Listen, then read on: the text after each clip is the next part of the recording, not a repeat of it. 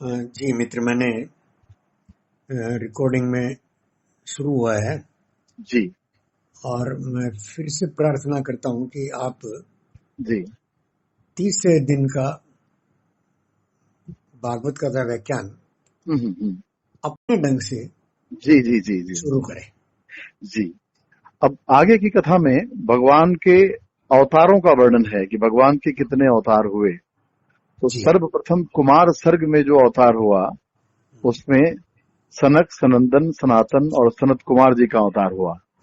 ब्रह्मा जी के जो मानस पुत्र हैं ये जी कुमार सर्ग में अवतरित हुए। ब्रह्मा जी ने इनसे कहा कि आप सृष्टि करो, लेकिन चूंकि ये बीतरागी हैं सृष्टि करने से इन्होंने मना कर दिया।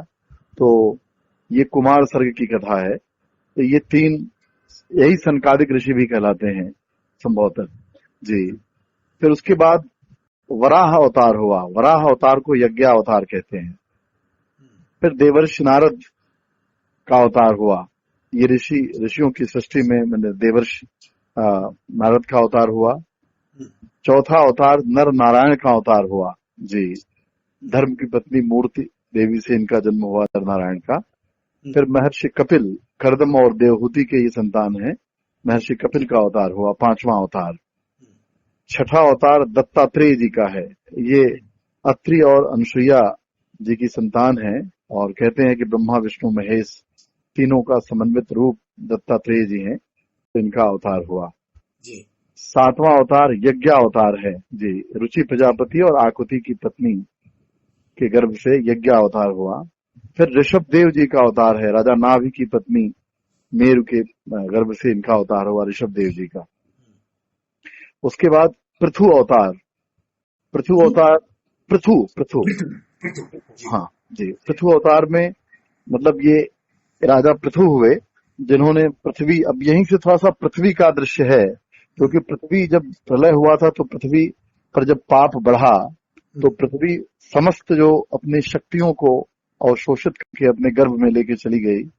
तो पृथु अवतार में भगवान ने पृथ्वी से दोहन किया, जैसे गाय से दूध निकालते हैं ऐसे पृथ्वी से औषधियों का दोहन किया। ठीक है। पृथ्वी पृथु की बेटी है क्या?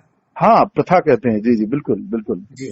पृथु मतलब बेटी तो नहीं है, लेकिन मानते हैं कि पृथ्वी में जीवन योग्य पृथ्वी पृथु के बाद ही हुई।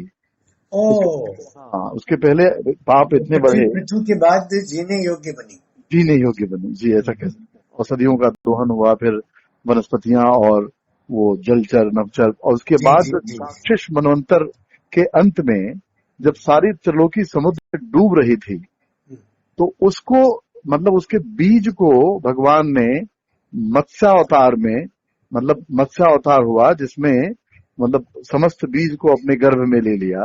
तो ये 10वां अवतार मत्स्यावतार कहलाता है जी जी।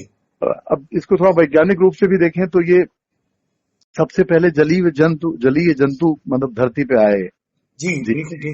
हाँ, मत्स्यावतार। फिर कच्छप अवतार हुआ समुद्र मंथन के दौरान, जिनके पृथ्वी पर जिनके पीठ पर वो मथानी रखी गई जिससे समुद्र मंथन हुआ। ये गिनती 24 तक जाएगी या 10 अवतार की बात नहीं, 21 तक। ये 13वां अवतार कच्छप अवतार है जी। समुद्र मंथन में मतलब इन्होंने पृथ्वी अपने पीठ पर धारण किया जी, मेरु पर्वत को जी। उसके बाद धन्वंतरी का अवतार हुआ। ये अमृत लेके प्रकट हुए। अपने यहाँ एक सनातन धर्म में जो वैद्य हैं धन्वंतर मतलब बाकी जैसे एलोपैथ में भगवान मनुष्य ही होता है डॉक्टर, लेकिन यहाँ पर अपने यहाँ डॉक्टर भी परमात्मा का अवतार है आयुर्वेद में, धन्वंतर के रूप में विष्णु के अवतार हैं ये जी। तो ये अमृत कलश लेकर प्रकट हुए जी। और इसकी कथा आप जानते ही हैं, जैसे ही अमृत लेकर आए तो फिर राक्षसों ने, जो ताकतवर लोग थे, जो मन बुद्धि चित्त अहंकार से मतलब बहुत सक्रिय थे, उन्होंने अमृत कलश ले लिया। तो अमृत कलश लेकर के अब उनसे मतलब अमृत कलश को पाने के लिए भगवान को फिर मोहिनी रूप धारण करना पड़ा, जिसको मोहिनी रूप का अवतार कहते हैं जी जी। तो वो फिर देवताओं को उन्होंने पिलाया, जिसमें वो राहु की कथा आती है कि राहु भी देवताओं के वेश में आ गया था। तो ये सब बड़े सांकेतिक हैं, लेकिन इसका बड़ा गहरा मतलब दर्शन है। खैर, अपन अवतारों को देख लें। मोहिनी रूप ये 13वां अवतार है भगवान का। उसका मोहिनी रूप में देखिए, धन्वंतरी के बाद सीधे स्त्री रूप में आते हैं भगवान। आप ये जो राहु की उपकथा आती है किसकी? हाँ, राहु की। तो ये आप अपने हिसाब से हाँ हाँ जहाँ आवश्यकता हो वो कह लें हाँ हाँ तो उससे बात पूरी होती है। जी और मेरे अनुमान से महात्म्य जो है हाँ हाँ वो इन उपकथाओं में और छुपा हुआ है। बिल्कुल बिल्कुल बिल्कुल। तो तो ये राहु की कथा ये है कि जब अमृत, अब देखिए ये इस पर थोड़ा सा अपन विचार करें। जैसे धन्वंतरि जब आए, यानी जी कच्छप अवतार के बाद जो मानुषी सृष्टि है, तो उसमें सबसे पहले अमृत आया। अब देखिए यहाँ पर विचार करने योग्य है कि अमृत मनुष्य के लिए है, बाकी जीव, चूंकि अब अमृत यहाँ तत्व ये है कि देह तो अमर होती नहीं है, जन्म हुआ है तो मृत्यु होगी, लेकिन मानुषी सृष्टि से पहले जो मतलब समुद्र मंथन में जो रत्न मिलता है उसमें अमृत मिलता है। ठीक है, अब अमृत का मतलब जहां तक हम समझते हैं आत्मा को ही अमृत, जो तमसो माँ ज्योतिर्गमय मृत्यु और माँ अमृतम गमय, ठीक है, क्या जो अपन बात करते हैं, तो मृत्यु से अमृत की यात्रा। तो जो अमृत मिला तो उस अमृत को पाने के लिए वो अमृत किसके हाथ में आया? वो शरीरधारी जो शरीर को जी रहे थे। एक आध्यात्मिक दृष्टि से देखें तो दो ही वृत्तियां होती हैं। भगवान ने गीता में दो तरह की वृत्तियों की बात की है, एक राक्षसी, एक दैवी वृत्ति। जी, अब अपने यहाँ देवता और राक्षस के रूप में देखते हैं। तो जो शरीर से सक्रिय हो, ताकतवर हो, शरीर की इंद्रियों के साथ जीता हो, विषय भोग के लिए हमेशा मतलब लालायित रहता हो, तो ऐसी जिसकी वृत्ति है वो राक्षसी वृत्ति है। अब उस वृत्ति में वो सारे लोग आ जाते हैं जो इंद्रियों के विषयों के भोग में ही रत रहते हैं। यद्यपि देवताओं के साथ भी, मतलब देवताओं का जो चरित्र है जिसमें देवराज इंद्र हैं, वो भी इंद्रियों के भोग में ही रत हैं, लेकिन अपन यहाँ आध्यात्मिक रूप से जो ब्रह्म दृष्टि है उस दृष्टि से देखने की कोशिश करें। जो मुझे बोध में आता है वो ये आता है कि राक्षस वो है जो, राक्षस की प्रवृत्ति देखिए, वो हर जगह जो भी भोग की वस्तु है वो चाहता है कि मुझे मिल जाए, वो जीना चाहता है, वो मरना नहीं चाहता। तो इसलिए सबसे पहले अमृत पीने की जो होड़ लगी, उस होड़ में ताकतवर लोग शामिल हो गए। अब यद्यपि समुद्र मंथन में राक्षस और देवताओं दोनों ने मंथन में भाग लिया था, लेकिन अमृत जो है राक्षसों ने अपने ताकत से छीन लिया। अब ताकत से जब छीन लिया अमृत, तो अब क्या हो? तो ऐसे में भगवान ने मोहिनी रूप, अब देखिए मनुष्य पुरुष को कह सकते हैं मोहने के लिए या पुरुष को आकर्षित करने की जो बात है वो स्त्री में है या प्रकृति में है। तो स्त्री का सबसे सम्मोहक रूप, जिसे मोहिनी रूप कहते हैं, वो रूप धारण किया। और उस रूप के धारण करने के बाद वो जो राक्षस लोग जो अमृत माने जो जीने के लिए मतलब लालायित थे कि हम जीवन भर जिए, वो जो है जीवन के आकर्षण से मुक्त होकर के एक स्त्री के आकर्षण में आ गए। यहाँ एक विचारणीय विषय है कि प्रकृति आज तक चलता है, हाँ, वो आज चल ही रहा है इंद्रियों के साथ। इंद्रियों का विषय ही मतलब जो है वो स्त्री है, अगर गहरे में देखें अपन। जी, तो इंद्रियां स्वयं में स्त्री हैं, जैसा कि एक चर्चा में अपन ने बात की थी कि कृष्ण को छोड़ के दूसरा पुरुष कौन है। ठीक है, तो भोग जो है, तो अब जैसे स्त्री आई थी, मतलब स्त्री पहले इंद्रियों के साथ थे, तो इंद्रियों को अमर करने की लालसा थी, और जब इंद्रियों का भोग विषय यानी स्त्री के रूप में जब विषय आया तो विषय से अंधे हो गए, और फिर वो उस स्त्री के आकर्षण में आ जाते हैं, और स्त्री उनके हाथ से उसी आकर्षण के कारण वो अमृत कलश ले लेती है मोहिनी रूप में। और वो अमृत राक्षसों को देने के बजाय देवताओं को, यानी अब देखिए यहां पर भी बड़ी सुंदर बात है कि प्रकृति आपकी राक्षसी वृत्ति के साथ जी कभी भी मतलब संतुष्ट या आनंदित नहीं रह सकती। इसीलिए आप देखें तो पुरुष अहंकार के साथ अगर स्त्री के सामने खड़ा होगा तो वो क्लेश में ही होगा, क्योंकि स्त्री अहंकार विसर्जन के लिए है, यानी प्रेम के लिए है। ठीक है, तो यहां पर क्या हुआ? यहां पर मोहिनी रूप में ये जो अहंकार के साथ ये लोग थे, तो इनका अहंकार इस रूप को देखकर विसर्जित हो गया, मैंपना जो था। और फिर उस स्त्री ने वो अमृत कलश देवताओं को पिलाने के लिए उद्यत हुई, न कि इनको पिलाना चाहती थी। तो वो देवताओं, उसी में जो राहु की कथा आती है कि राहु को लगा कि तो बड़ा अनर्थ है, तो राहु भी देवताओं का वेश धारण करके उसमें शामिल हो गया, देवताओं के मतलब समूह में। जिसको भगवान ने पहुंचा लिया, पहचान लिया, और कहते हैं कि राहु का सर जो है धड़ से अलग कर दिया। तो कहते हैं कि राहु जो है मतलब एक ऐसा ग्रह है जिसके पास धड़ है लेकिन सर धड़ दोनों अलग अलग है जी, ऐसा कहा जाता है जी। तो वही वो राहु प्रकट और आया। केतु हुए। हाँ हाँ जी जी जी जी जी। तो राहु उसमें शामिल हो गया था, ये उसकी कथा मतलब कही जाती है कथा के रूप में। वो तो ग्रहों राहु और केतु का शामिल होना जी जी जी वो इस घटना का है। हाँ हाँ, उसमें इस घटना को मतलब ऐसी यद्यपि भागवत में इस रूप में राहु का जिक्र नहीं है, मोहिनी रूप ही है कि भगवान ने फिर मोहिनी रूप धारण करके देवताओं को अमृत कथा कलश में राहु का जिक्र नहीं है। में, राहु का जिक्र नहीं है। मोहिनी ये तो भगवान के अवतारों की कथा में मैंने जो अपन अभी चूंकि धन्वंतरी अवतार अमृत कलश लेके आए, फिर उसी जी अमृत को देवताओं को पिलाने के लिए, देवताओं को अभिषिंचित करने के लिए मोहिनी रूप धारण किया। तो ये जी मोहिनी रूप 13वां अवतार है भगवान का। जी अब इसके बाद जो है नरसिंह रूप है, हम्म, जो मतलब अब नरसिंह रूप धारण किया इन्होंने 14वां अवतार। जी उसके बाद जो 15वां अवतार है वो वामन अवतार है। अभी तक देखिए, अभी तक मनुष्य के रूप में अभी नहीं, वामन अवतार जो है अविकसित मनुष्य का एक द्योतक है कि सबसे जी पहले बिल्कुल अविकसित मनुष्य का देवता है। जी जी जी जी। तो यहाँ तक 15वें अवतार में वामन अवतार, हम्म, और इसके बाद जो 16वां अवतार है वो परशुराम जी का अवतार है। जी यहाँ पूर्ण मनुष्य के रूप में कह जी सकते हैं जी ये भगवान, और मैंने एक मानुषी सृष्टि में मनुष्य का रूप धारण किया इन्होंने, परशुराम अवतार। तो परशुराम अवतार में भी आकर के उन्होंने ऐसे आताताई राजाओं का जो अपने भोग के लिए प्रजा का दोहन करते थे, प्रजा के कल्याण की बात नहीं सोचते थे, जी तो इन्होंने आकर के ऐसे आताताइयों को नष्ट किया, यानी एक व्यवस्था कायम की जो प्रेम पूर्ण हो, सौहार्दपूर्ण हो, मैत्री पूर्ण हो। तो परशुराम जी का अवतार हुआ। और जी इसके बाद जो 17वां अवतार है ये पराशर ऋषि के पुत्र व्यास जी के रूप में हुआ। पराशर और सत्यवती के गर्भ से व्यास जी का जी अवतार हुआ, जी ठीक है। और उसके बाद 18वां अवतार जो है ये श्री राम जी का अवतार है, रामा अवतार। जी 19वां अवतार बलराम जी का अवतार है। ओ 20वां अवतार श्री कृष्ण जी का अवतार है, और 21वां अवतार बुद्धा अवतार है जी जी। तो इस तरीके से 21 अवतार भगवान के बताए गए हैं जी भागवत कथा में जी। अब इसमें जो व्यास एक कथा बड़ी मतलब मैं प्रासंगिक समझता हूं, जिसमें नारद जी ने चतुश्लोकीय भागवत 4 श्लोकों में सुनाई थी व्यास जी जी को, जिस जी पर हमको विचार करना चाहिए। समस्त शास्त्रों के लगभग मतलब जो रचयिता हैं व्यास जी हैं, जो धर्मशास्त्र हैं।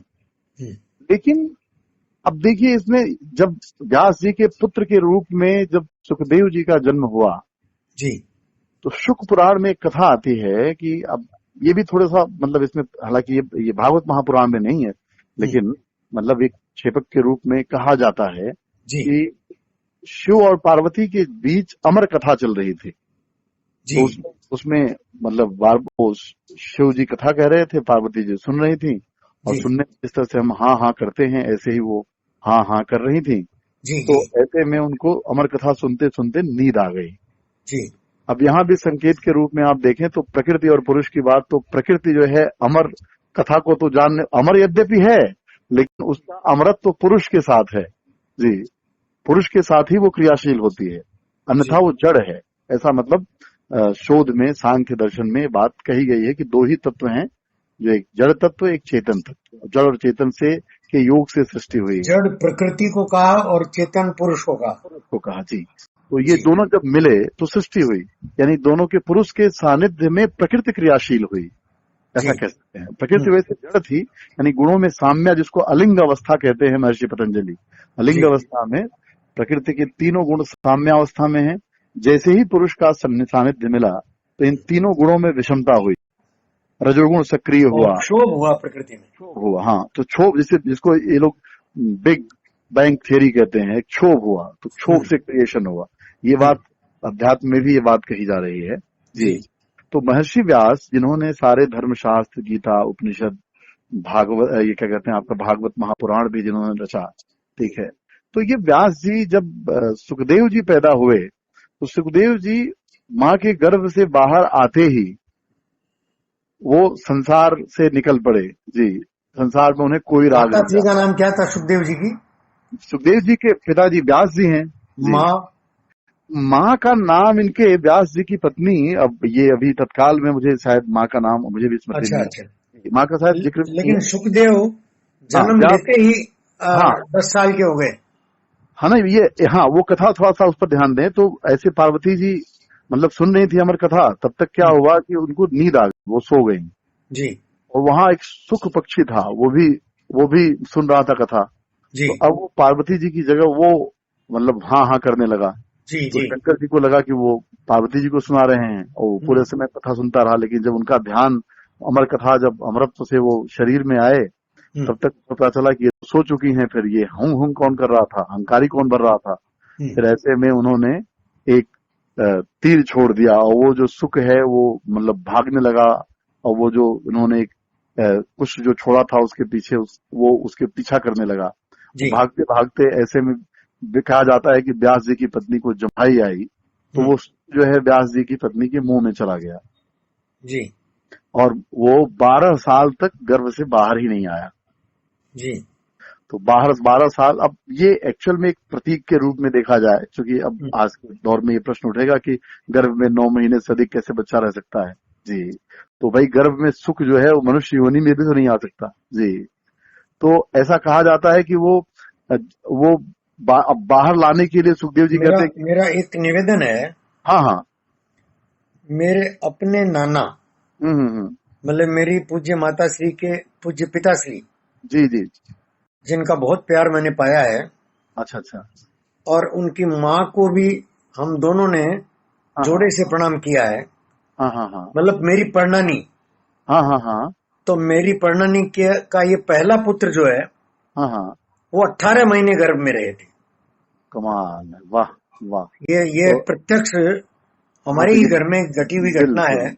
बिल्कुल, तो ये विज्ञान की और चुनौती है। जी जी उनके जी, साक्षी जो हैं वो मेरे परनानी जी दोनों से मैं मिला हूँ। वाह वाह, और मिला हूँ मतलब सज्ञान जैसा हो शादी हो गई थी भाई। जी जी जी जी तो मिलना तो बहुत और पीछे से चला है।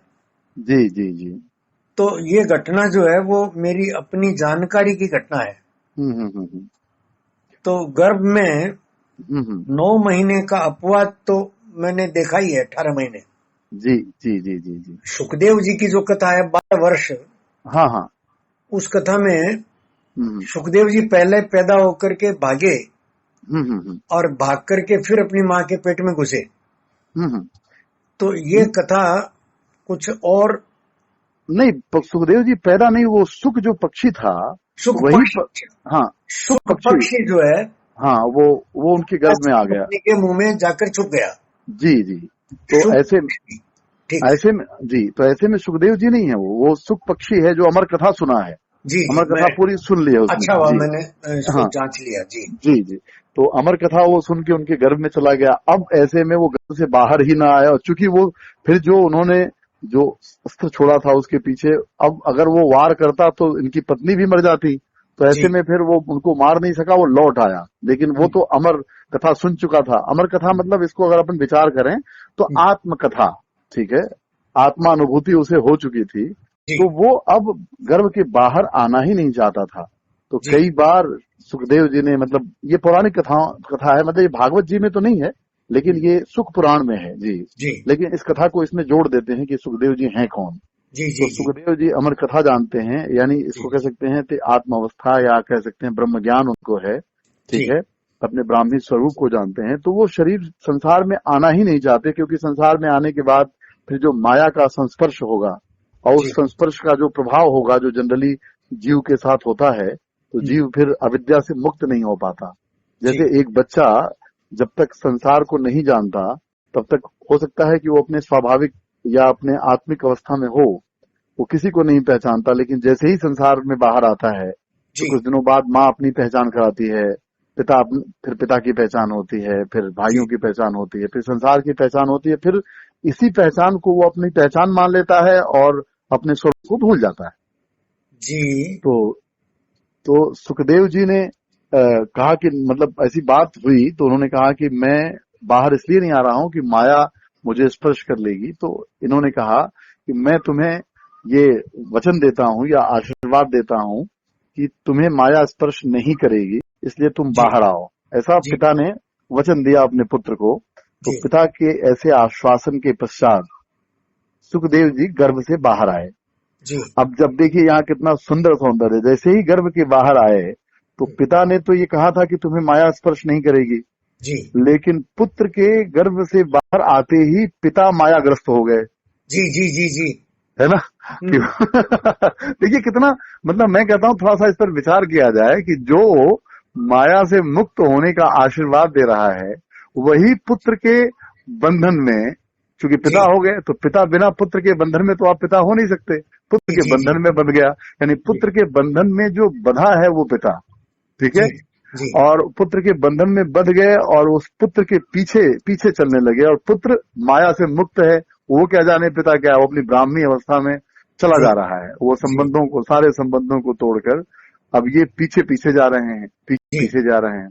अब पीछे पीछे जा रहे हैं तो कहते हैं कि वो इतने तन्मय हो गए हैं पूरी समष्टि में, सुखदेव जी, कि ये हाँ पुत्र रुक जाओ, कहाँ जा रहे हो, कि रट लगाते हुए पीछे पीछे चल रहे हैं। तो वृक्षों ने उनकी तरफ से जवाब दिया कि ये पूरे समष्टि में तन्मय है, ये आपके पुत्र नहीं है, समष्टिगत इनकी पूरी इनका विस्तार है, इसलिए अब ये किसी बंधन, द्वैत के बंधन में नहीं आने वाले हैं। ये किसने दिया जवाब? ये पेड़ों ने, वृक्षों ने जवाब दिया। वृक्षों ने, जी, वृक्षों ने जवाब दिया। बहुत जिनको जड़ कहते हैं, उन्होंने उस चेतना की अभिव्यक्ति की, जो चेतना ब्रह्ममय हो चुकी है। और एक प्रसंग भागवत में ऐसा भी आता है कि महिलाएं नग्न स्नान कर रही हैं, उस जमाने में नदियों में स्नान करती थी। जी, आता है, ये प्रसंग आता है। तो आता है, तो स्नान कर रही हैं, तो जब सुखदेव जी जाते हैं तो उनको देख करके उनके अंदर कोई भाव नहीं आता कि वो अपने शरीर के अंगों को ढकें।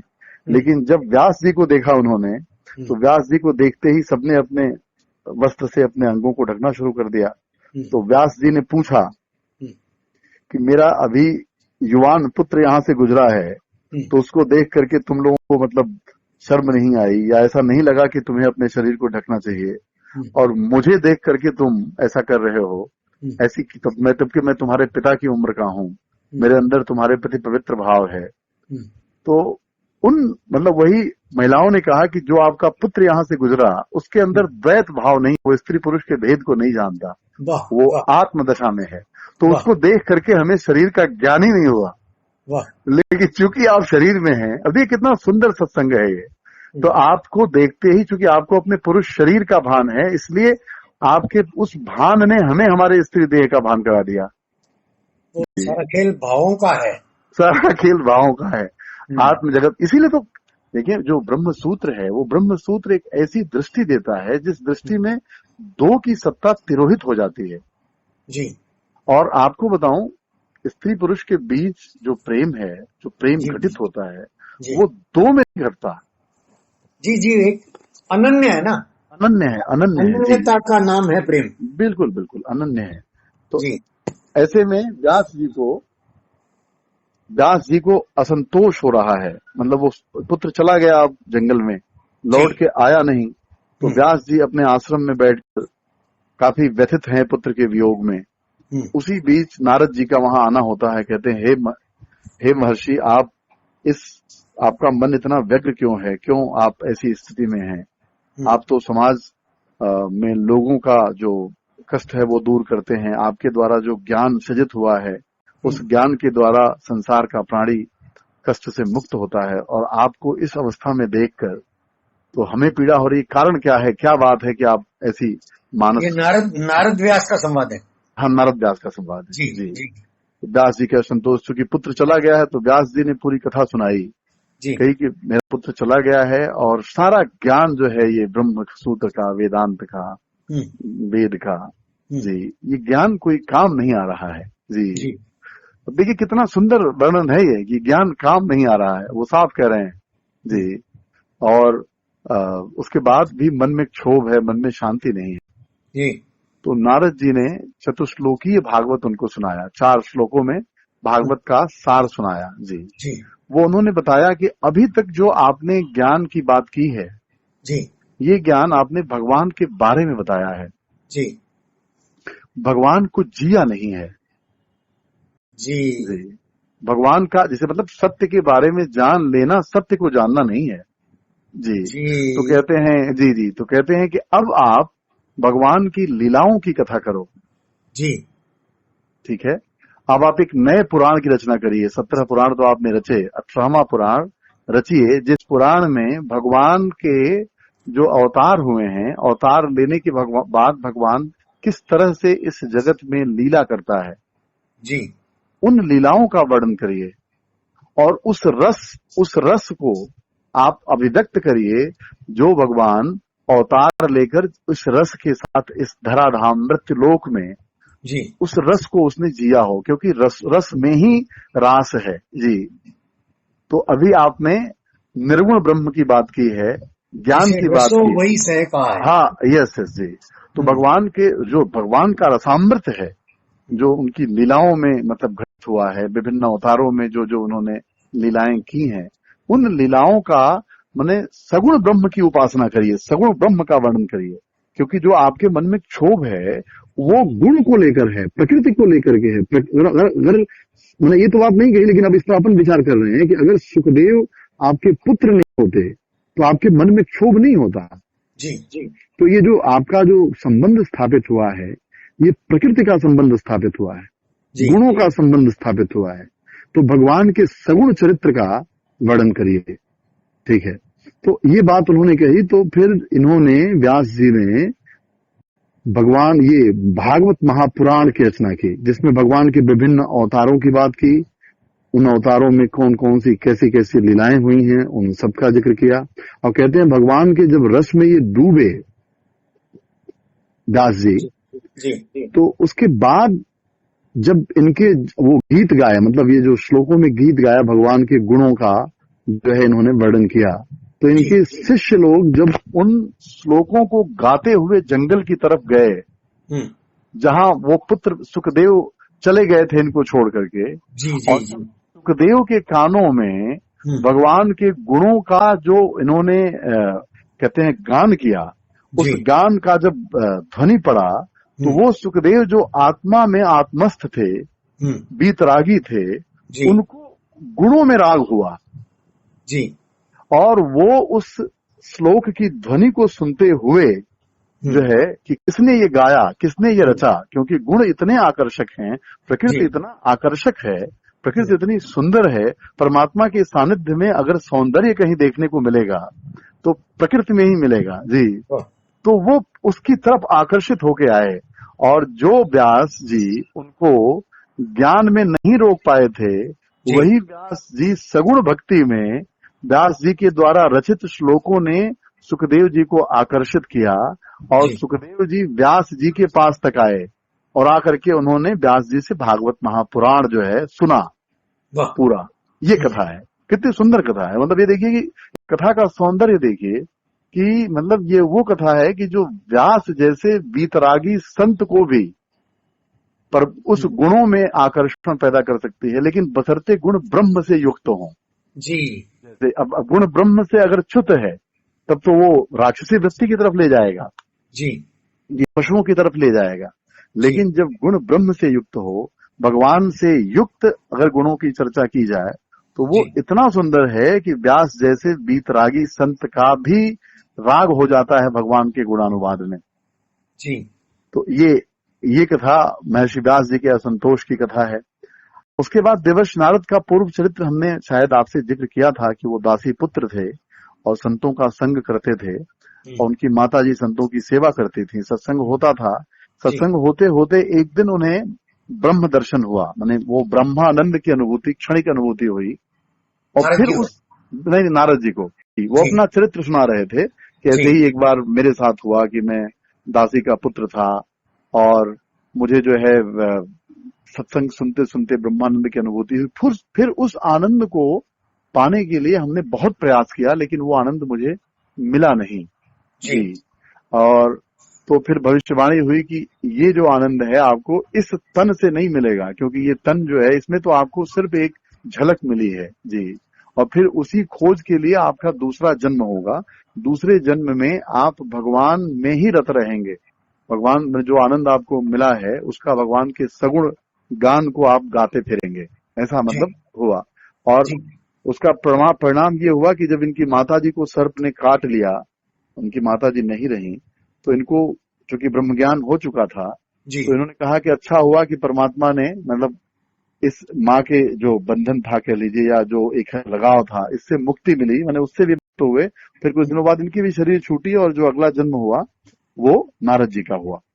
जी तो ये हमेशा भगवान के गुणानुवाद या उसी ब्रह्मा, देखिए एक इसमें बात जो, जैसे आप जब आत्मीय दशा में होते हैं, आत्म स्थिति में होते हैं, तो उस आनंद के बाद जो आपका व्यवहार होता है, जो आपकी वाणी होती है, जो आपकी अभिव्यक्ति होती है, जो आपकी भाव भंगिमाएं होती हैं, वो प्रेम रस में डूबी होती है। जब कभी आप देखिए, कभी एक ऐसी स्थिति में शांत है, चित्त शांत है, ठीक है, या शांत चित्त में ही आनंद या सुख की अनुभूति होती है, क्योंकि जिसका चित्त शांत नहीं है वो सुखी नहीं हो सकता। ये तो गीता में गीता भगवान का घोष है जी, कि शांति से आनंद सुख मिलता है जी, सुख से शांति नहीं आती, शांति से सुख आता है जी। जी बिल्कुल तो, जी तो जब आप शांत होते हैं तो उस दौरान देखिए आप घर के लोगों के साथ किस तरह का व्यवहार करते हैं, बहू हो बेटा, उससे कोई गलती भी अगर हो जाए तो आप उस गलती को नजरअंदाज करके उसे शांत करने की कोशिश करते हैं, क्योंकि आप आनंदित होते हैं। लेकिन जब आप अशांत होते हैं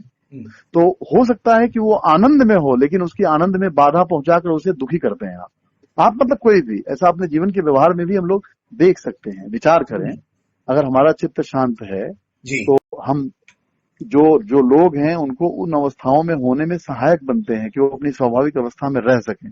लेकिन जब हमारा चित्त अशांत होता है तो हम लोगों की स्वाभाविक दशा में बाधा उत्पन्न करते हैं, खलल पैदा करते हैं जी। तो ऐसी स्थिति बनी तो नारद जी फिर भगवान का गुणानुवाद करते, श्रीमन नारायण नारायण का जाप करते हुए, जो कि ब्रह्मानंद में है, तो हमेशा आनंद और लोगों के आनंद में लाने की प्रक्रियाओं में लगे रहते हैं जी। तो नारद जी की ये पूर्व चरित्र की कथा हुई। अब आगे कथा आती है अश्वस्थामा जब युद्ध समाप्ति के कागार पर है।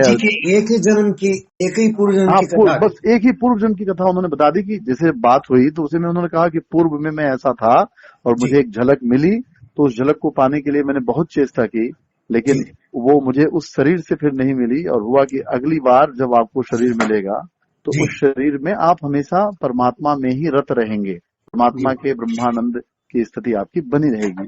हालांकि नारद जी को भी माया ने ग्रसा, जैसा कि वो जब मोहिनी रूप देखा उन्होंने विश्व मोहिनी को, तो शादी का भाव उनके अंदर आ गया जी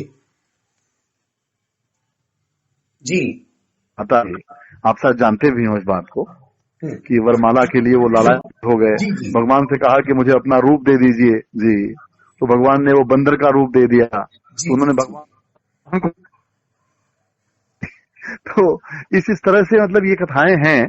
तो कथाओं के पीछे एक तत्व है, उस तत्व का चिंतन होना बहुत जरूरी है। कथा तो कही जाए, लेकिन कथा का की प्रासंगिकता क्या है, इस पर भी विमर्श होना चाहिए जी। अब आगे की कथा में अश्वस्थामा का प्रसंग आता है कि महाभारत का युद्ध समाप्ति के स्तर पर है और दुर्योधन का जंघा भीम ने तोड़ दिया है, और ऐसे में अब अश्वस्थामा जो द्रोणाचार्य के पुत्र हैं वो मतलब दुर्योधन के मित्र हैं, दुर्योधन की तरफ से लड़ रहे हैं। तो दुर्योधन को प्रसन्न करने के लिए एक दिन वो पांडवों के खेमे में घुस जाते हैं और पांडवों के 5 पुत्र जो उन्हें लगते हैं कि ये पांडव ही हैं, 5 पुत्रों की हत्या कर देते हैं वो जी, मार डालते हैं। हाहाकार मचता है। सुबह उठने के बाद तो पता चलता है अब जब ये बात दुर्योधन के चक्कर में आपने उनके बच्चों को मार दिया जी, अपराधी मेरे वो बच्चे नहीं, एक दीपक थे, अगर बचते तो फिर हमारा कुल चलता उनसे जी।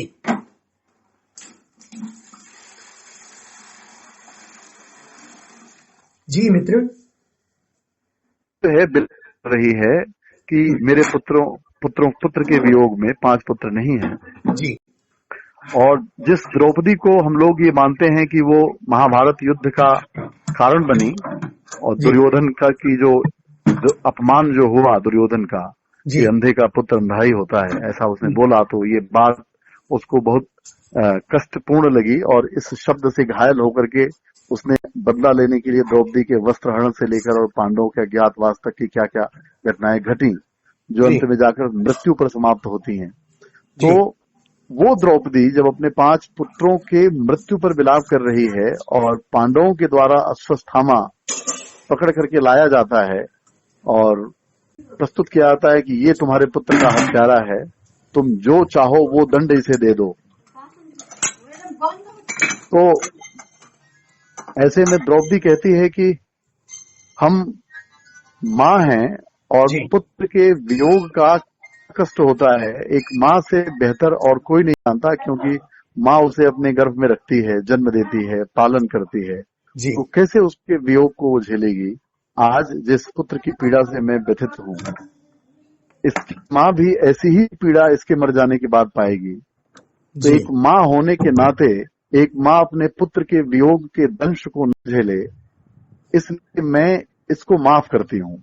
जी तो अस्वस्थ देखिए, ये है हृदय की विशालता कि जब वो समस्त भाव में आई, यानी जब मातृभाव में आई, तो मातृभाव में आने के बाद उसे अपने पुत्र के वियोग का अनुभव हुआ और इसी अनुभव को अन्य माओं को भी होगा, ऐसी साम्यता, ऐसी साम्य जिसको भगवद गीता में कहते हैं ना, वो समत्वम योग उच्चते, ऐसी समता उसके अंदर विकसित हुई और एक माँ को अपने पुत्र के वियोग का सामना न करना पड़े, इसलिए एक माँ ने अपने पुत्र के हत्यारे जी को क्षमा कर दिया अपने इस नाते कि फिर कोई माँ अपने पुत्र के वियोग को का मेरी सामना न करे। मेरी एक जिज्ञासा जी बनती है यहाँ। जी जी बिल्कुल। आज के सारे वर्णन में हम्म। संचारी भावों का वर्णन आया है।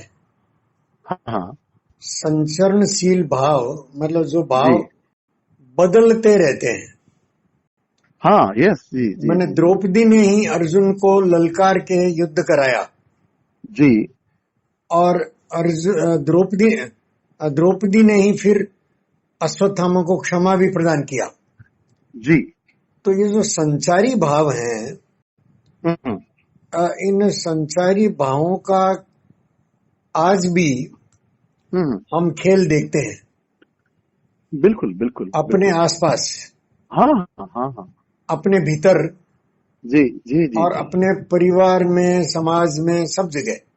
जी जी जी जी जी तो ये जो संचारी भाव हैं, इनमें से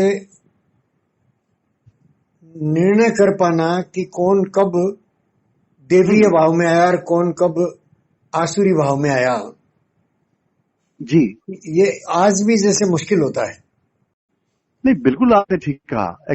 मैं जो सोचता हूँ, जैसे देखिए क्या होता है कि आपके चित्त में हर भाव के संस्कार हैं, जैसे जी क्रोध के भी संस्कार हैं, ठीक है, जी जी प्रेम के भी संस्कार हैं, जी ठीक है। कहते हैं चित्त, जैसे अपन महर्षि पतंजलि की बात करें तो कहते हैं अनंत अनंत जन्मों के संस्कार हैं आपके जी चित्त जी में। जी जी जी जी आप जी जैसे ही जिस योनि में आप, जैसे अगर अपन विचार करें शास्त्रों में कि योनि बनती है, मनुष्य योनि में है तो मनुष्य के संस्कार फलीभूत हो रहे हैं, पशु जी योनि में जाए तो पशुओं के संस्कार प्रकट हो जाएंगे। तो ऐसे जी यहाँ जो भारत में लर्निंग, मनुष्य की लर्निंग में जो संस्कार का सिद्धांत है, जी तो वो संस्कार का सिद्धांत बड़ा महत्वपूर्ण है, उसको जानना बहुत जरूरी है, ठीक है। और पूर्व जन्म, चूंकि संस्कार गर्भ में ही नहीं आते, संस्कार पूर्व जन्म के भी होते हैं, ठीक है। पूर्व जन्म जी का भी, बिल्कुल जैसे ठीक। अपन कहते हैं कि यहाँ जी मैं प्रारब्ध। जी आपने जी अभी कहते कहते अनंत अनंत जन्मों से आए संचित संस्कार, जी जी। तो अनंत बल्कि नहीं अनगिनत कहें तो ज्यादा सटीक होगा।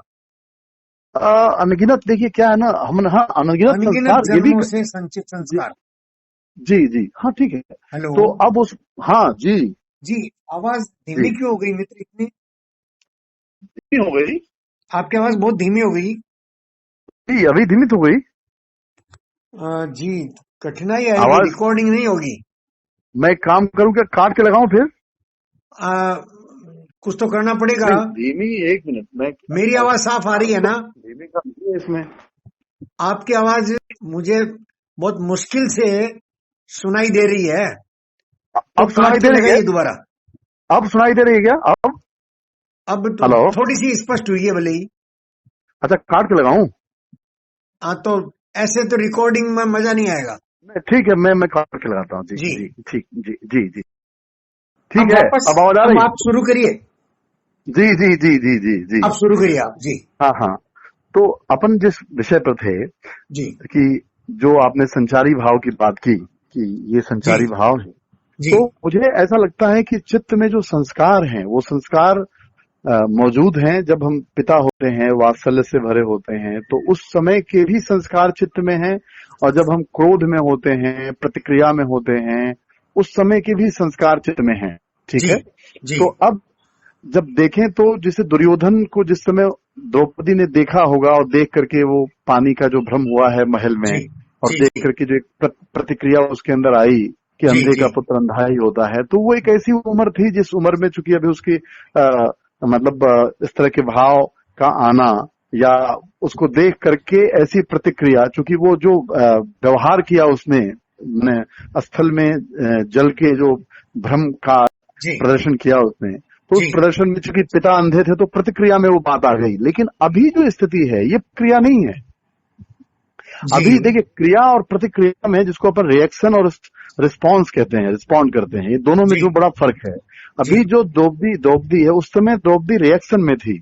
उस दुर्योधन की क्रियाओं को देख करके उसके अंदर प्रतिक्रिया हुई। और जी अभी जो द्रौपदी के अंदर हो रहा है उसके अंदर से ये बात आ रही है। वहां पर यद्यपि अश्वत्थामा वहां मौजूद है, उसकी मां वहां मौजूद नहीं है, जी लेकिन पहले मां के रिएक्शन रूप। था, अब ये हाँ द्रौपदी का एक्शन है। अब एक्शन है ये। अब जी यहाँ पर माँ के रूप में द्रौपदी है, जी विचार करें, माँ के जी रूप में द्रौपदी है, अश्वत्थामा की माँ नहीं है। ठीक जी है ना।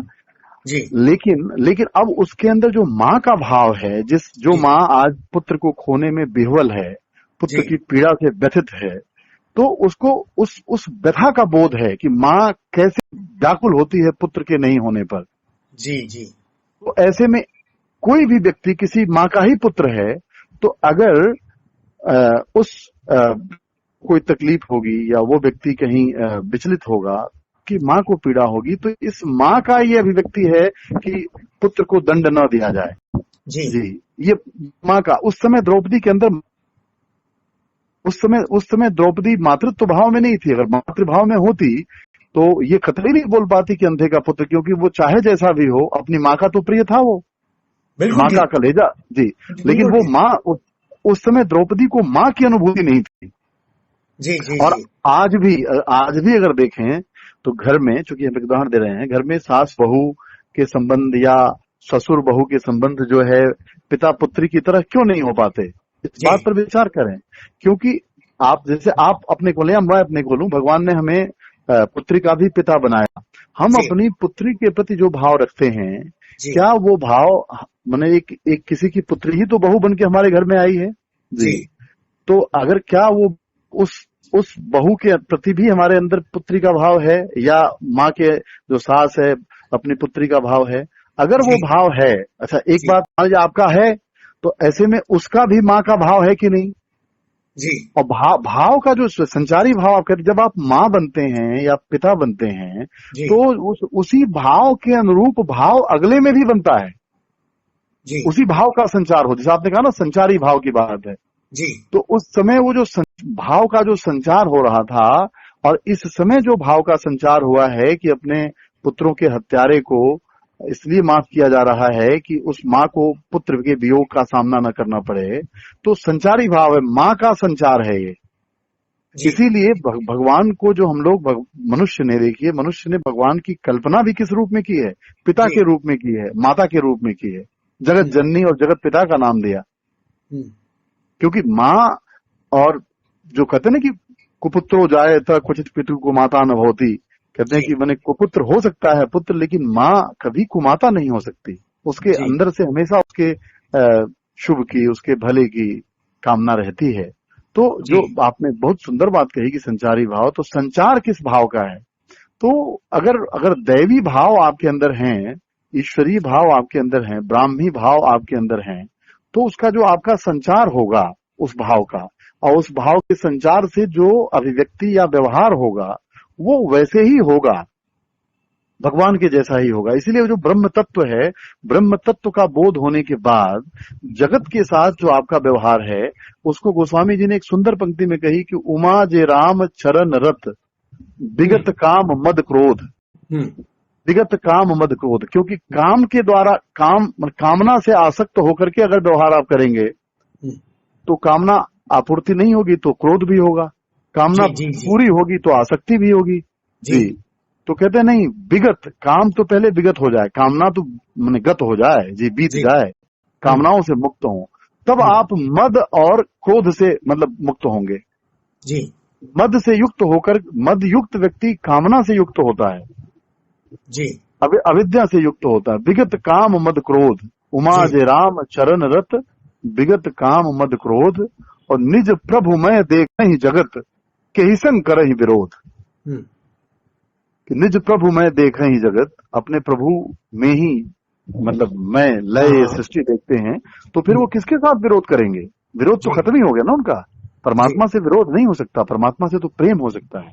जी विरोध जब भी होता है तो परमात्मा का दर्शन नहीं होता है तो विरोध होता है, अहंकार में विरोध होता है।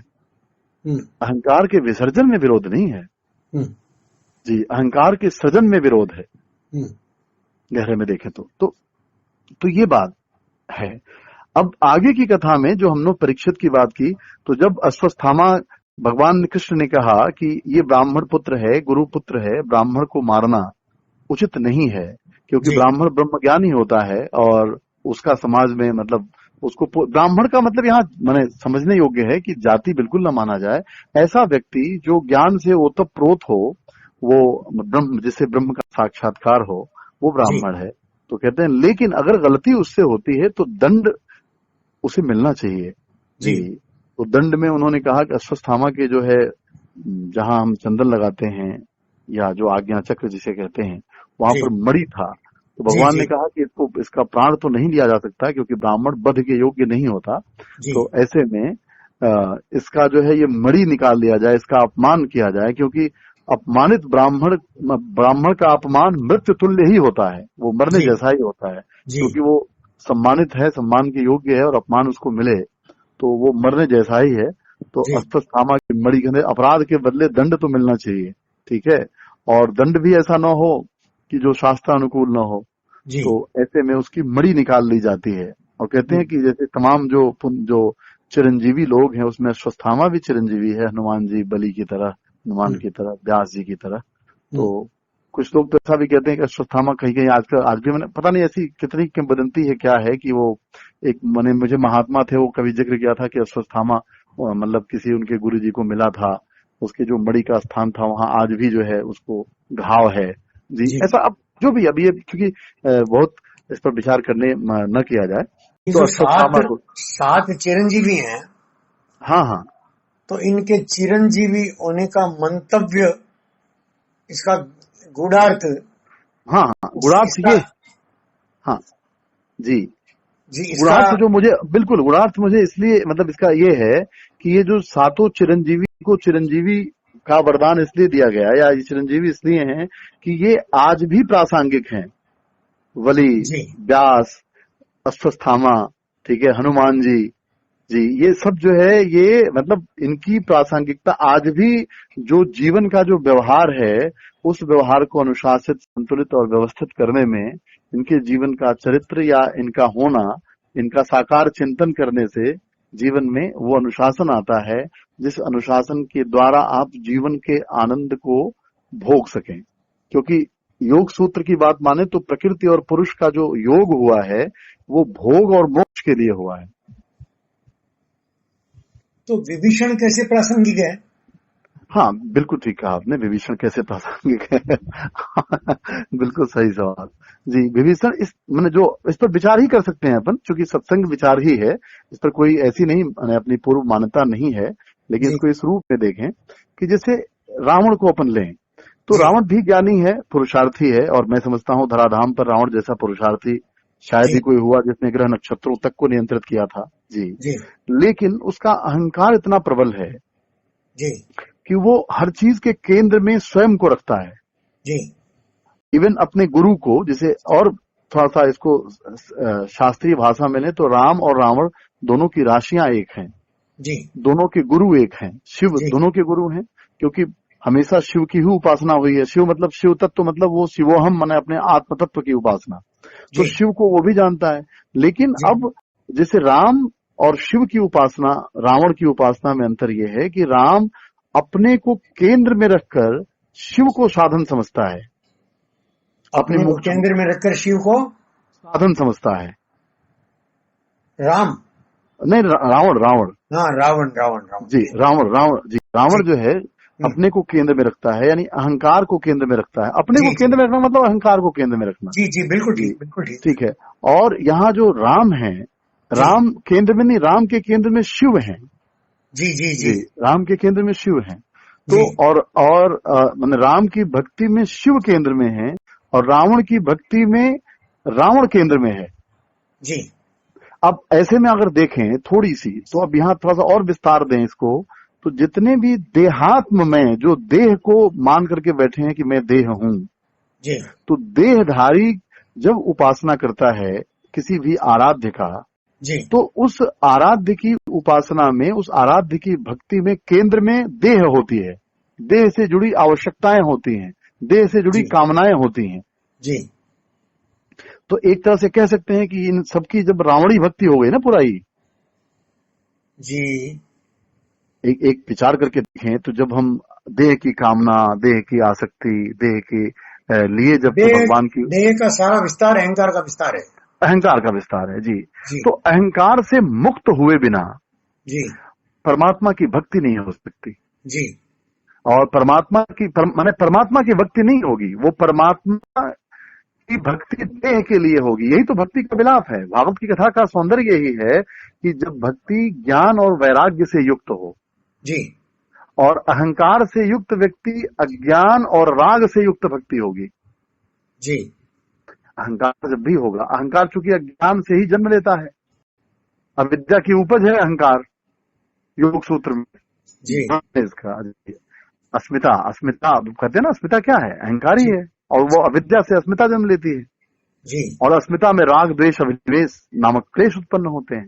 जी, तो ऐसे में जब देह से युक्त आप होंगे कि मैं देह हूं, देहाकार वृत्ति जब आप अपने देह में आत्म भाव की भावना हो जाए, जी, तो ऐसी ऐसी जो भक्ति होगी वो रावण की भक्ति होगी, जिसमें संसार की कामना होगी।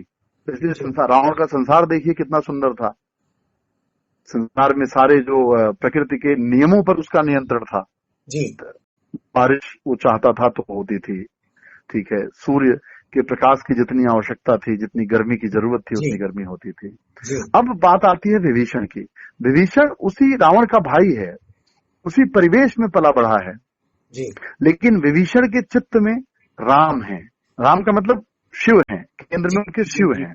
जी, तो जब प्रासंगिक केंद्र हो में, गया, प्रासंगिकता होगी हाँ, इसीलिए प्रासंगिक है वो, क्योंकि जी, वो बिल्कुल, शिव केंद्रित भक्ति है। इतनी सी बात है, और कोई बात। और देखिए अंत में रावण के जो अन्य भाई हैं वो बार बार, जैसे वो आता है कुंभकर्ण, कुंभकर्ण कहता ही है वगैरह कि है। तुम हाँ नहीं जानते हैं, कि तुम नहीं जानते ये कौन है। ऐसे संकेत भी उसे दिए जाते हैं कि जब कभी ऐसा होगा तो तुम जी, समझना कि वो ब्रह्म ही होगा, वो मनुष्य नहीं होगा। जी, लेकिन जी, उसके जी, बाद भी उसको स्मृति नहीं आती, वो अहंकार के मद में। अहंकार जी, का नाम मद है ना, तो वो अंधा कर ही जी, देता जी, है, अंधा है वो, कुछ भी जी, सुनने को राजी नहीं है। तो शायद मेरे ख्याल से आपकी जिज्ञासा शांत हुई हो, तो इस नाते जी, विभीषण प्रासंगिक है जी, जी। और विभीषण ने राम का साथ दिया। विभीषण ने राम का साथ रावण को मारने के लिए नहीं दिया। आप जी, देखिए, वो तो वहां की प्रजा का रक्षा करना चाहता था। जी, जी, जी, वो बिल्कुल ठीक। इसलिए आया था, आके इनसे मिला था कि इन निर्दोष लोगों का क्या मतलब, क्या दोष है जो इनको दंड दिया जाए। जी, प्रजा की तो रक्षा करना दोयम स्थान पर है।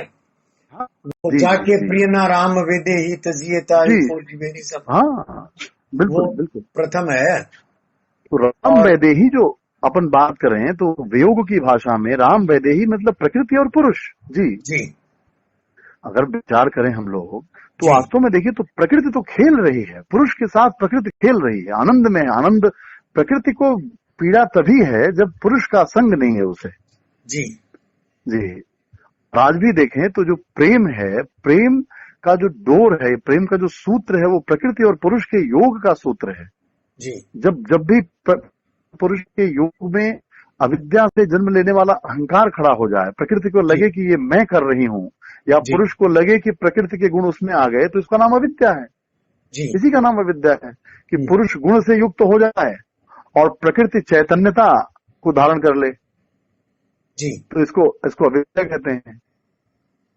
आपके यहाँ कैवल्य शब्द आता है, महर्षि पतंजलि कहते हैं कि पुरुष और प्रकृति का समान भाव से शुद्ध होना कैवल्य है।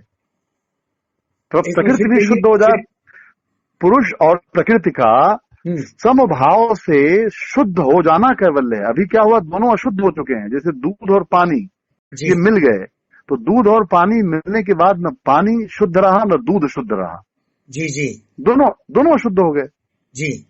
तो ऐसे ही प्रकृति और पुरुष का जो मेल हुआ, ये मेल अविद्या के नाते हुआ, अज्ञानता के नाते ऐसा मेल हम महसूस करते हैं। कैसे है, ये प्रकृति का गुण है, और पुरुष शाश्वत है, ये पुरुष का गुण कह सकते हैं आप। पुरुष निर्गुण है।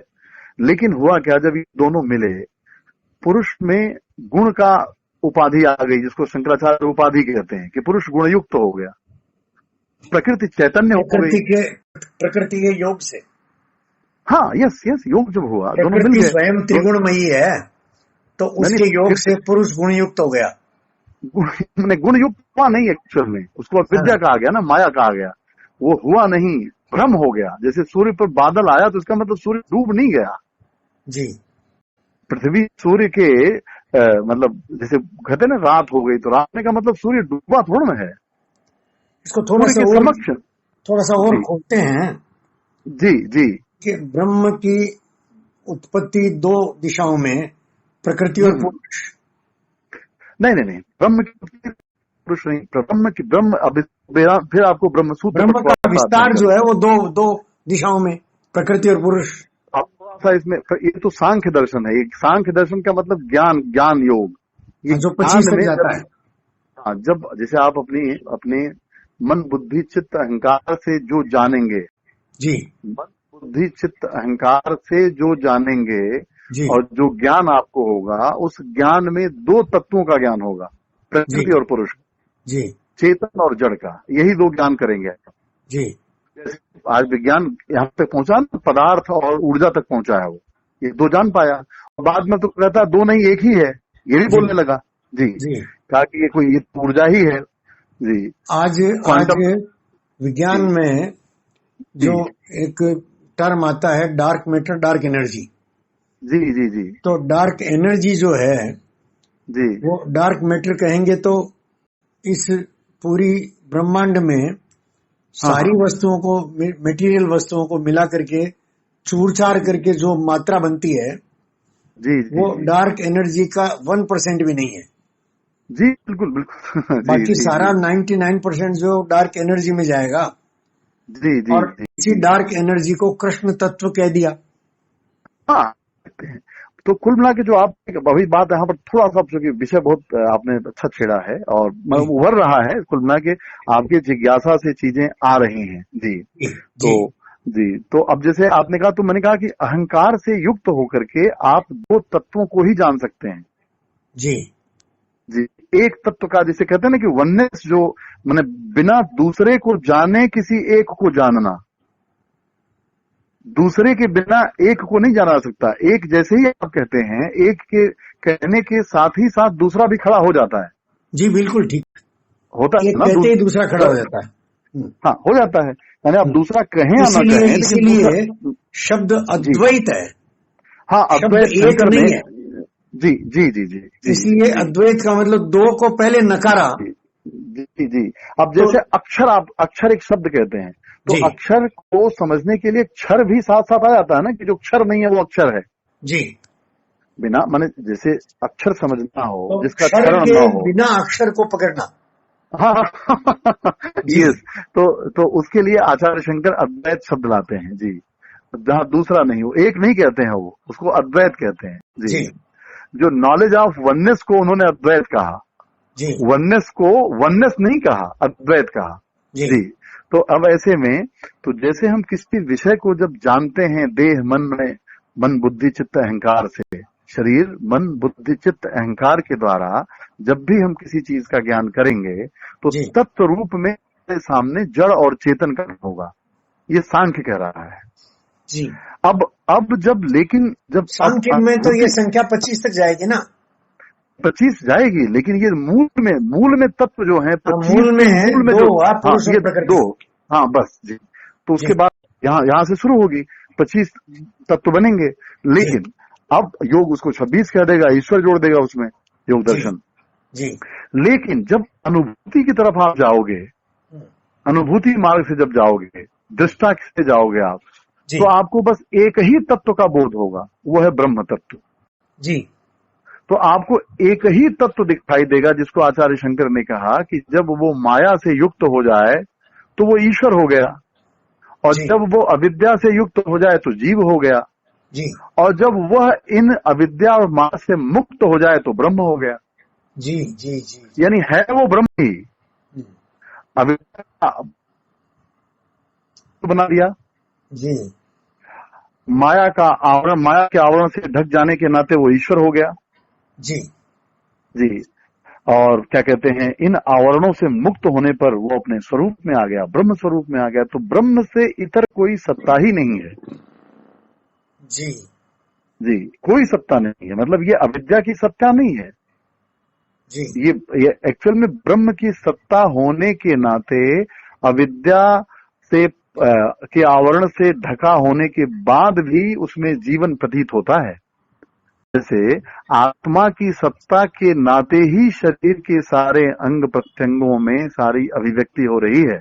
आत्मा की सत्ता के बिना शरीर का कोई अंग प्रत्यंग अपनी क्रियाओं को संपादित नहीं कर सकता जी।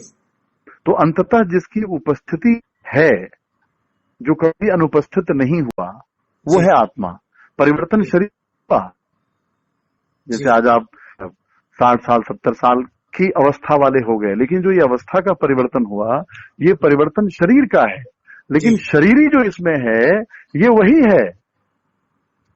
शरीरी परिवर्तित नहीं हुआ, मन परिवर्तित हुआ, ज्ञान में परिवर्तन हुआ, स्मृतियों में परिवर्तन हुआ, सब में परिवर्तन हुआ, लेकिन इन सबको जो धारण करने वाला है, जिसको क्षेत्रज्ञ कहा गया गीता में या शरीरी कहा गया, वो परिवर्तित नहीं हुआ, वो जस का तस है, उससे कभी वियोग नहीं हुआ। आपका बाल्यावस्था जरूर बीत गया, किशोरा अवस्था बीता, युवा अवस्था बीती, लेकिन युवा अवस्था और किशोरा अवस्था को जानने वाला नहीं बीता, वो यथावत बना हुआ है, जिसकी वजह से इन सारी अवस्थाओं का परिवर्तन हुआ। तो ये कब आएगा? ये अनुभूति में आएगा, ज्ञान से नहीं आएगा। ये विद्या से भी आप ज्ञान से जानेंगे तो ज्ञान से एक वृत्ति बन जाएगी। महर्षि पतंजलि फिर इसको वृत्ति, उनके शब्दों में से वृत्ति की संज्ञा दे दी जाएगी जी जी। लेकिन जो मूल तत्व है वो ब्रह्म तत्व है, और ब्रह्म के अतिरिक्त और दूसरी सत्ता है ही नहीं। किसी भी सत्ता का भान आपको इसलिए हो रहा है कि ब्रह्म तत्व है। आप वृक्ष में हरियाली इसलिए देख पा रहे हैं कि उसमें चेतना है, उसको जड़ से अलग कर दीजिए, कोई रोग लग जाए जहां से उसकी चेतना न हो तो वो वृक्ष सूख जाएगा। धरती भी होगी, धरती के वो सारे तत्व भी होंगे, उसमें क्षमता भी रही होगी किसी समय जो हरा दिखता होगा, अब वो हरा नहीं हो सकता जी, क्योंकि उसमें वो चेतना नहीं है। तो आचार्य शंकर फिर तो ये देखें तो पूरी जो कथा है वो कथा ये कृष्ण की देखें अपन तो प्रकृति और पुरुष जो मतलब चूंकि फिर वही कहा गया कि मन बुद्धि चित्त अहंकार से ही हम शरीर से बोल रहे हैं, आप शरीर से सुन रहे हैं, तो शरीर में से बोलने और सुनने में जो कहा जा सकता है, जो सुना जा सकता है, वो प्रकृति और पुरुष के रूप में ही सुना जा सकता है। जरा रुकना पड़ेगा जी। देखिए ये आज का जो वर्णन है, विश्लेषण है, वो थोड़ा सा व्यामोहित सा कर रहा है जी जी जी और कई दिशाएं हो गई है भीतर। हाँ बिल्कुल बिल्कुल। मैं इसे ऐसा देखता हूँ कि चित्त जैसे खंड खंड हो गया है। सांख्य आया तो 25 तक संख्या गई जी और अद्वैत को जितना पकड़ने की कोशिश की उतना द्वैत, विशिष्टाद्वैत, द्वैताद्वैत, ये सारा ये एक्चुअल में क्या है, ऐसा इसलिए हुआ कि एक साथ जैसे आपने कहा ना संचारी भाव, एक साथ कई वृत्तियों का संचार हो गया, कई संस्कारों को कुरेद दिया गया, है ना, ये हुआ। और ऐसे में जैसे अभी चूंकि वो प्रसंग ही ऐसा था कि जैसे आपने कहा कि जो द्रौपदी का प्रसंग था, जो द्रौपदी कृष्ण अर्जुन को भारत प्रेरित करती है, वही द्रौपदी जो है अपने पुत्र की हत्या करने वाले अश्वत्थामा को बचाने के लिए अर्जुन को रोकती है कि नहीं, इसकी हत्या मत करो, इसकी माता जिज्ञासा ये बनती है कि हम द्वापर से हाँ एक कदम भी आगे नहीं बढ़े। हाँ हाँ हाँ हाँ वहीं के वहीं है। कौन? हम लोग। नहीं नहीं, बिल्कुल है। क्योंकि आपको एक बात द्वापर में मैं जैसा था, मैं अपने आप को द्रौपदी की जगह रखकर देखता हूँ। जी जी जी। तो मैं पाता हूँ द्रौपदी की जगह रखूं या अर्जुन की जगह रखूं। हाँ हाँ हाँ, है ना, मैं ही रहा हूँगा, कौन जानता है। नहीं, ये अरे पुनर्जन्म है और संस्कार है। तो कितने भी जन्म पहले अर्जुन की देह में मैं नहीं रहा हूँ, ये गारंटी मैं कैसे ले सकता हूँ? बिल्कुल बिल्कुल नहीं ले सकते। और कोई मुझे चैलेंज कैसे कर सकता है? एक बात और ध्यान रखें, विवेकानंद जी कहते थे कि किसी भी विषय का ज्ञान आपको तब तक नहीं कराया जा सकता जब तक उस विषय का संस्कार आपके चित्त में न हो। बिल्कुल ठीक। समझ रहे हैं ना? तो एक्चुअल में संस्कारों का ही ज्ञान, जब आप ये सुन रहे हैं द्रौपदी और अर्जुन की कथा, तो ऐसा नहीं आपके साथ उस द्रौपदी के मनोभावों को आप देख रहे हैं, अर्जुन की मनोदशा आप देख रहे हैं, पूरे जी जी, नहीं वो होता ही है, वो सारे संस्कार आ जाते हैं जी। और करते समय व्यामोहित होने का यही मैंने शब्द आया, वो वहीं से बढ़ता गया। बिल्कुल, ये सब मामला क्या है? मैं इतने जन्म जो बीच में और देह ली छोड़ी, तो मैं करता क्या रहा? नहीं नहीं, बिल्कुल आपने सुंदर कहा। मनुष्य का यही सौंदर्य है कि मनुष्य के चित्त में जिस तरह के संस्कार उकेरने का आप प्रयास करेंगे, वो सारे संस्कार को उकेरा जा सकता है। इसीलिए मनुष्य को गोस्वामी जी ने कहा कि ये बड़े भाग्य मानुष तन पावा, सुर दुर्लभ सदग्रंथ पावा। देवताओं के चित्त में शायद राक्षसी वृत्तियों को न उकेरा जा सके, लेकिन मनुष्य एक ऐसा प्राणी है जिसमें देवताओं की वृत्तियों को, राक्षसी वृत्तियों को, ब्रह्म की वृत्ति तो नहीं कहूंगा कि ब्रह्म के स्वरूप को, ये सबको प्रकट करने और सबको जान लेने का सामर्थ्य है। इसीलिए कथा भी आती है, सुना हो आपने, कि जब सृष्टि हुई तो उसमें ब्रह्मा ने जब मनुष्य बनाया, तो मनुष्य बना करके वो मतलब चकित हो गया, कहा कि अब क्या करूं, अब तो ये बड़ा विलक्षण प्राणी पैदा हो गया जी, और ये तो मुझे परेशान कर। बाकी जो प्राणी बने हैं, जितने भी अवतार हुए हैं, उनकी अपनी सीमा है, मर्यादा है, उन मर्यादाओं में वो रहेंगे। लेकिन ये तो ऐसा प्राणी है कि ये तो ब्रह्मांड तक को जान पाने का पथ रखता। तो किसी ने कहा कि भाई आप इससे अगर बचना चाहते हैं, ये मुझे चैन से शांत होकर रहने नहीं देगा। ब्रह्म को लगा कि जो ये शांत नहीं रहने देगा, क्योंकि ये ढूंढेगा, जहां भी जाऊंगा जाएगा जाएगा जाएगा। तो उन्होंने कहा कि एक काम करो, अगर आप जहां भी जाओगे ये पहुंच ही जाएगा, ऐसी इसकी जिज्ञासा है, जिज्ञासु तो है ही। तो एक काम करो, आप इसी के अंदर समा जाओ, तो ये हर जगह खोजेगा लेकिन अपने अंदर नहीं खोजेगा। मजेदार है, मजेदार जी। तो हम लोगों ने क्या किया, आज भी देखें कि परमात्मा की खोज हमारी विभिन्न विभिन्न जगहों पर बताई गई परंपरा, मर्यादा या जो है जी जी, लेकिन स्वयं को खोजने की प्रवृत्ति आज भी विकसित नहीं हुई। और ये पूरी जो कथा आप देख रहे हैं, ये स्वयं को खोजने की प्रवृत्ति है जी। जैसे मतलब बीतरागी सुखदेव अगर पिता के क्या कहते हैं बंधन से मुक्त होकर के जा रहे हैं, लेकिन जब पिता के वात्सल्य का वर्णन होता है, माँ के वर्णन होता है, तो माँ के प्रेम में वो पुत्र आकर्षित हो जाता है, पिता का प्रेम उसे आकर्षित कर लेता है। जैसे जब भगवान की बाल लीलाओं का चित्र होता है, वर्णन होता है, यशोदा का वर्णन होता है कि किस तरह से वो कृष्ण के पीछे दौड़ रही हैं, तो कृष्ण ब्रह्म ज्ञान देते हैं यशोदा को कि क्या करती है, उस ब्रह्म को जानो। निवेदन आज ये बनता है जी कि आज विराम दिया जाए। हाँ, विराम दिया जाए, बिल्कुल। और आप इस विषय को कल से जी अगर मैं मांगता हूं तो दोहराया जाए। हाँ हाँ, नहीं तो दोहराया ना जाए। पहले जी आपको निवेदन कर दूंगा कि हम्म, ये विषय मेरे भीतर स्वीकृतियां इस प्रकार पाया है जी जी जी जी और स्वीकृतियों के बिना हम्म, आगे नहीं चल पाऊंगा। जी जी जी जी जी परंपरागत भागवत कथा तो है नहीं, बिल्कुल।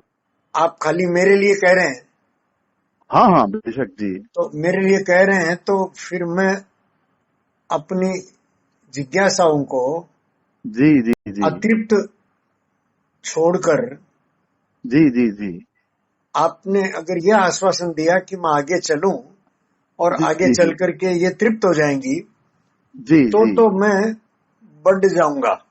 जी जी जी जी जी लेकिन अगर यह आश्वासन किसी भी प्रकार से नहीं आता है जी जी जी तो हम देखिए, अभी मैं जो कह रहा हूं वो मेरे संचारी भाव चल रहे हैं।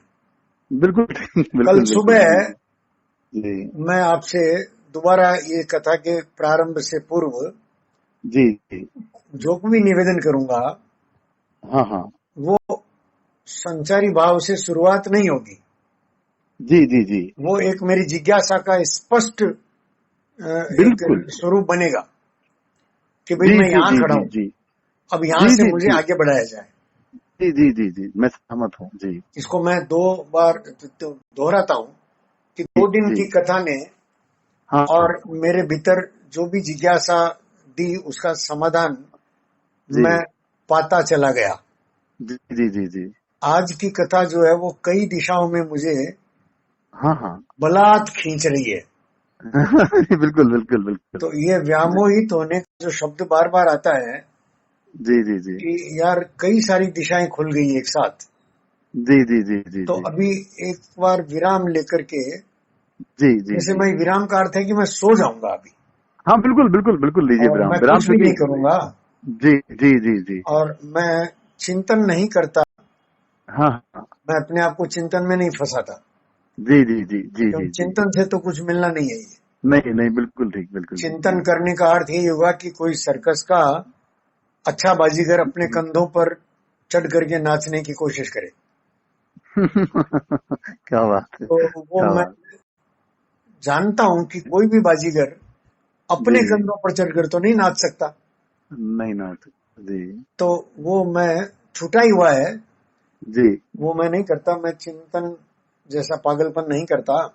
जी जी जी मैं अपने आप को छोड़ूंगा जी और फिर देखूंगा कि मुझे किधर ले जाया जा रहा है।